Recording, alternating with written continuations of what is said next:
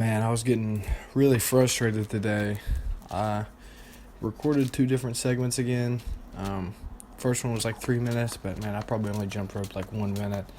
I just kept messing up, and I was getting so frustrated, and I really just didn't feel like jumping rope at all.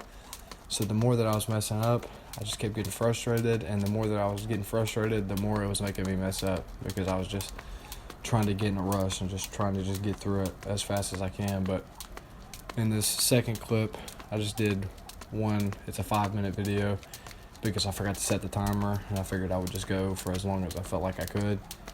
And without the timer again, it felt like I was able to get in a little bit better of a rhythm. And where I'm having trouble getting started, because it's like sometimes I can get in a rhythm, but it's always once I mess up, maybe it's because it's frustrating me, but then it's like I have a really hard time getting back in a rhythm.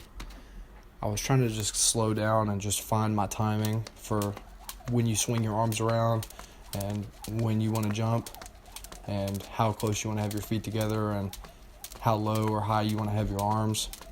I'm going to mess around, I think, with my rope length a little bit because I shortened it because it was definitely too long before. But I think maybe I might have shortened it a little bit too much because sometimes even when I'm getting in a good rhythm, I can feel, or at least it seems like it's always the rope clipping my head on the left side coming around, like almost like I'm holding the handles of the rope at an angle, and I'm not coming straight on with it. And I think that maybe partially because my technique is poor, and also because I think maybe I shortened the rope a little bit too much. It's a late night for me, man. It's like 1:36 in the morning right now. I'm recording this audio, and I just finished jumping rope, maybe about 10 minutes ago. I took a really big nap after I went to the gym today, and I jump roped a little bit at the gym today, but mostly did work on the heavy bag, got some cardio in on the bag, and then me and my buddy, we hit the sauna for about 40 minutes. We split it up into about two 15 or 20 minute sessions with breaks in between, and it was seriously an experience. And after that, we went and hit the pool, and it was really cool and refreshing. And then went and got something to eat, and by the time I got home, I was ready to just fall asleep.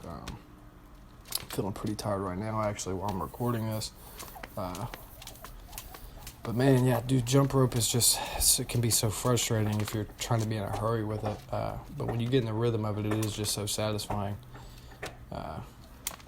I want to try to learn how to do different types of footwork. I watch guys on YouTube that know how to do all kinds of like boxer footwork, like heel to toe, one leg, crisscross, all this kind of stuff.